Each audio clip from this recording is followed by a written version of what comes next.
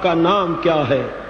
تو آپ نے جو جواب دیا، شاعر اس کی ترجمانی کرتا ہے، کسی نے جب وطن پوچھا تو یوں حضرت نے فرمایا،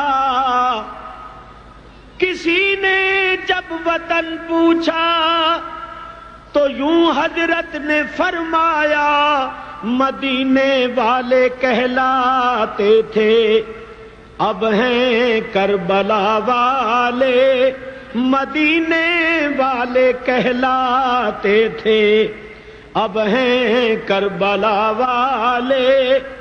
یہ مدینے والے مدینے سے نکل کر مکے میں آ گئے تھے، اور اب تقدیر ان کو مکے سے نکال کر کربلا میں لے آئی تھی، کیونکہ انہوں نے کربلا کو بسانا تھا اور کربلا والے کہلانا تھا۔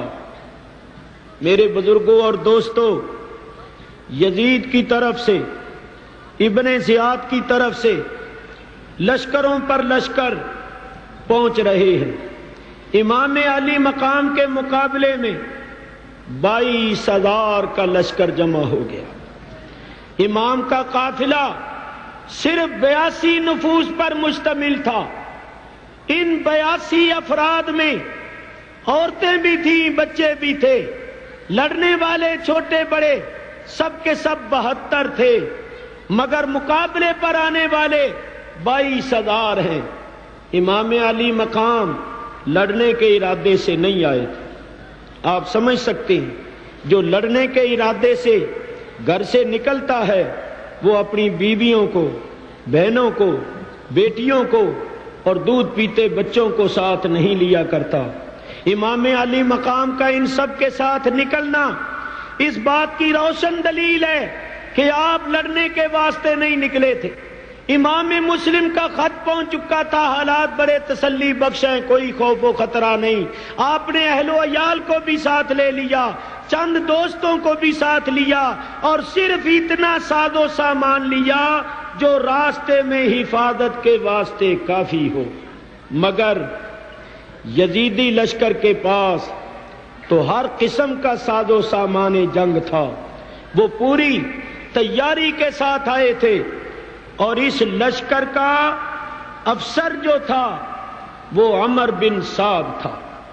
یہاں میں ایک بات کرتا ہوں، حضرت سعد بن ابی وقاص رضی اللہ تعالیٰ عنہ عشرہ مبشرہ میں سے ہیں، نبی کریم علیہ الصلوۃ والسلام کے جلیل القدر صحابی ہیں، اور یہ عمر ان کا بیٹا ہے۔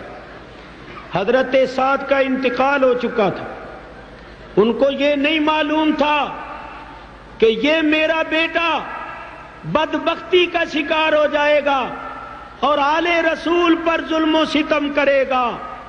بہر صورت اگرچہ یہ جلیل القدر صحابی کا بیٹا ہے، مگر اس کی بدبختی کا سبب کیا بنا؟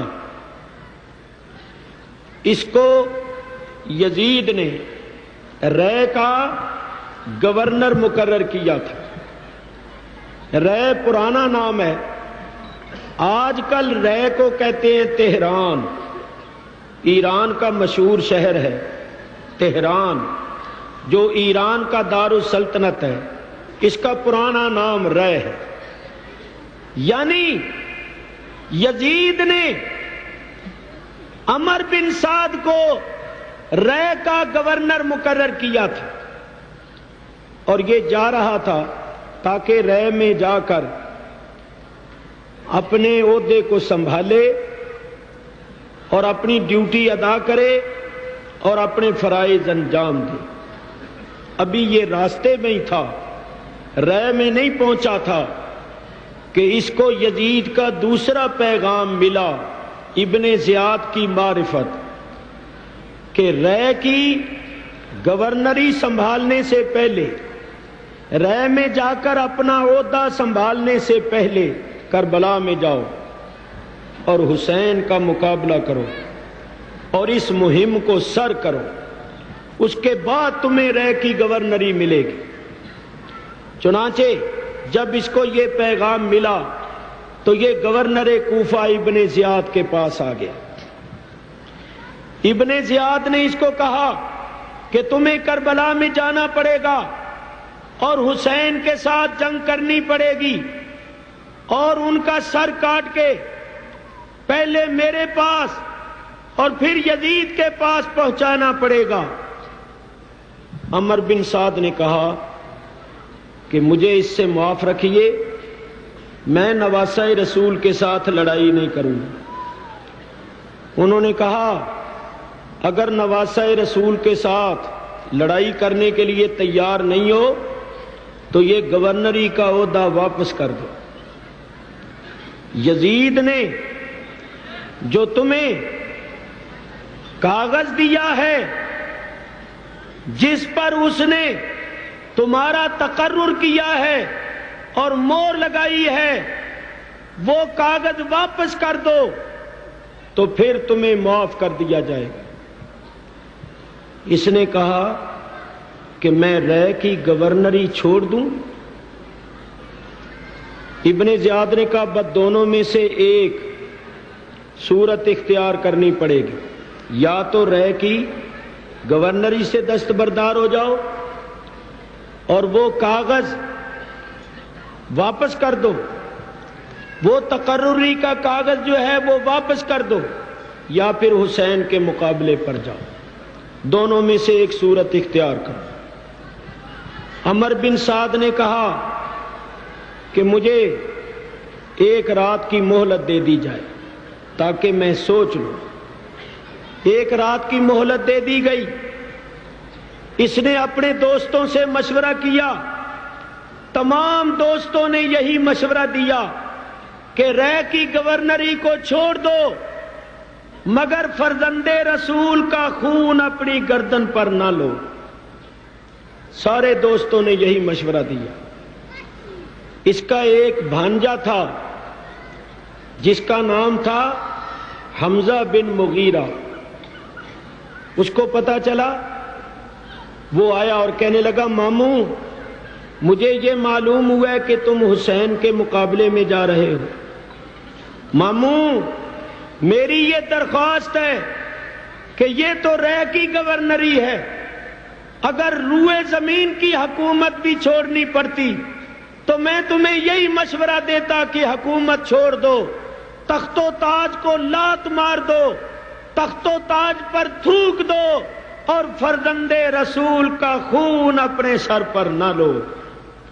ماموں تم جانتے ہو حسین کا بڑا درجہ مرتبہ ہے، وہ نبی کریم کی آنکھوں کے تارے ہیں، وہ فاطمہ الزہرا کے دلارے ہیں، وہ جنت کے نوجوانوں کے سردار ہیں، ان کے خون کا وبال اپنی گردن پر کسی صورت میں بھی نہ لینا۔ عمر بن سعد نے کہا بیٹے تو نے بہت اچھا مشورہ دیا ہے، میں اسی طرح ہی کروں گا۔ دوستوں سے مشورے کیے، بھانجے نے بھی مشورہ دیا، وہ تو چلے گئے، لیکن عمر بن سعد کو ساری رات نیند نہیں آئی، یہ کشمکش میں تھا، سخت اضطراب کا شکار تھا کہ کیا کروں۔ کبھی تو یہ کہتا کہ واقعی اگر میں حسین سے لڑوں گا اور حسین کا خون بہاؤں گا، ان کو قتل کروں گا تو میرے واسطے سوائے جہنم کے اور کچھ نہیں ہوگا، میرا ٹھکانہ یقیناً جہنم ہوگا۔ اور پھر یہ کہتا کہ کیا میں رے کی گورنری چھوڑ دوں؟ رے کی گورنری تو میرے دل کی آرزو ہے، میرے دل کی تمنا ہے، میں ایک عرصے سے تمنا و آرزو رکھتا تھا کہ مجھے حکومت ملے، اب حکومت مجھے مل چکی ہے، تقرری کا کاغذ میری جیب میں ہے، میں رے کا گورنر بن چکا ہوں، تو کیا میں رے کی گورنری چھوڑ دوں، رے کی حکومت کو چھوڑ دوں؟ نہیں نہیں، میں رے کی حکومت نہیں چھوڑوں گا۔ اور کبھی دوسرے خیال کا غلبہ ہوتا تو کہتا نہیں نہیں، میں حسین کے مقابلے پر نہیں جاؤں گا۔ اسی اضطراب میں رات گزری، دن چڑھا، یہ گورنر کوفہ ابن زیاد کے پاس گیا۔ ابن زیاد نے پوچھا کہو کیا فیصلہ کیا ہے؟ کہنے لگا بہتر تو یہی تھا کہ مجھے معاف کر دیا جاتا۔ اس نے کہا معاف کر دیتے، بس کاغذ واپس کر دو، یہ عہدہ کسی اور کو دے دیں۔ اس بدبخت پر دنیا کی ہوس غالب ہوئی، اس دنیا کے فانی اقتدار کی خاطر یہ فرزند رسول کے قتل کے واسطے تیار ہو گیا، اور اس نے ابن زیاد سے کہا کہ میں گورنری کا عہدہ کسی صورت میں چھوڑنے کے واسطے تیار نہیں ہوں، اگر تم مجبور کرتے ہو اور یہ شرط رکھتے ہو یہ گورنری کا عہدہ مجھے اسی صورت میں مل سکتا ہے کہ میں حسین کے مقابلے پر جاؤں، تو میں حسین کے مقابلے پر جانے کے واسطے تیار۔ اس بدبخت نے دنیا کے اقتدار کی خاطر فرزند رسول کے ساتھ لڑنا اور ان کا خون بہانا منظور کر لیا، چنانچہ یہ بھی لشکر لے کر امام علی مقام کے مقابلے پر آ گیا۔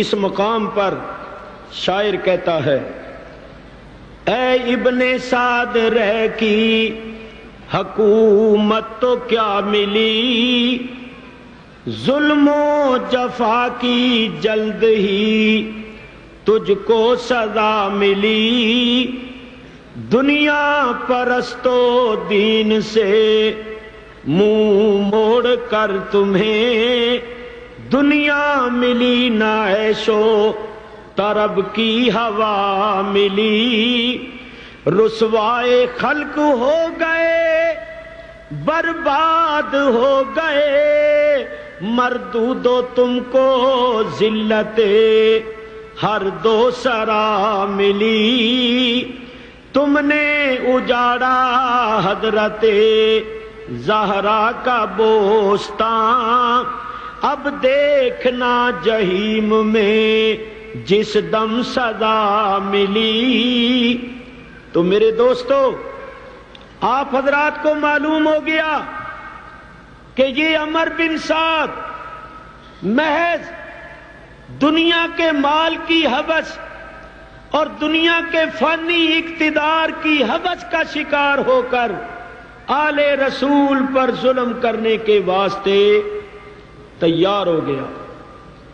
اور یاد رکھو، جب بدبختی غالب آ جاتی ہے تو پھر دلوں پر اور کانوں پر موریں لگ جاتی ہیں، آنکھوں پر پردے پڑ جاتے ہیں، اور پھر صحیح سوچ اور صحیح فکر کی صلاحیت سلب ہو جاتی ہے۔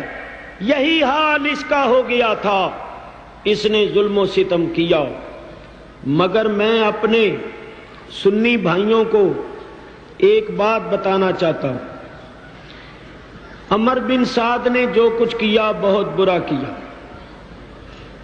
عمر بن سعد کو آج تک لوگ ملامت کر رہے ہیں اور کرتے رہیں گے، لیکن اگر عمر بن سعد نے اہل بیت نبوت کے ساتھ برائی کی، ظلم کیا، تو اس کا الزام یا اس کی ذمہ داری حضرت سعد پر کسی طرح بھی عائد نہیں ہوتی۔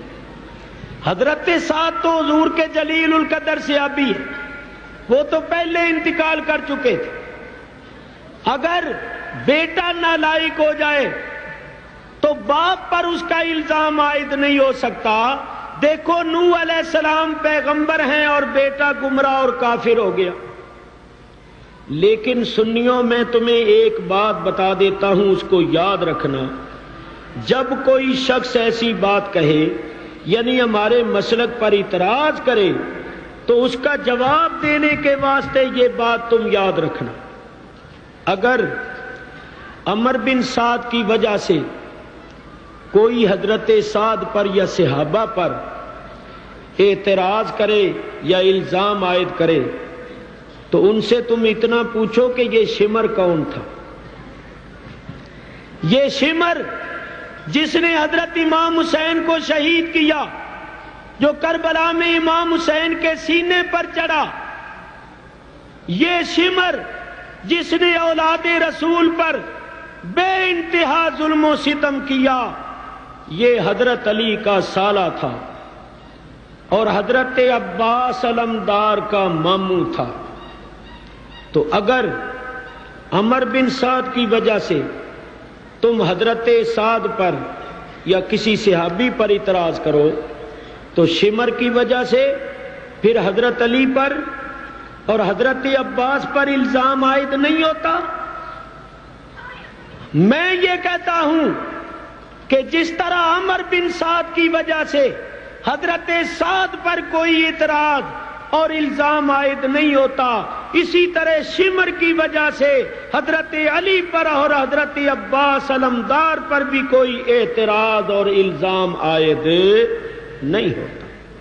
ہر ایک کا اپنا اپنا فعل ہے۔ میرے بزرگوں اور دوستوں، باہر صورت عمر بن سعد بھی لشکر لے کر امام علی مقام کے مقابلے پر آ گئے۔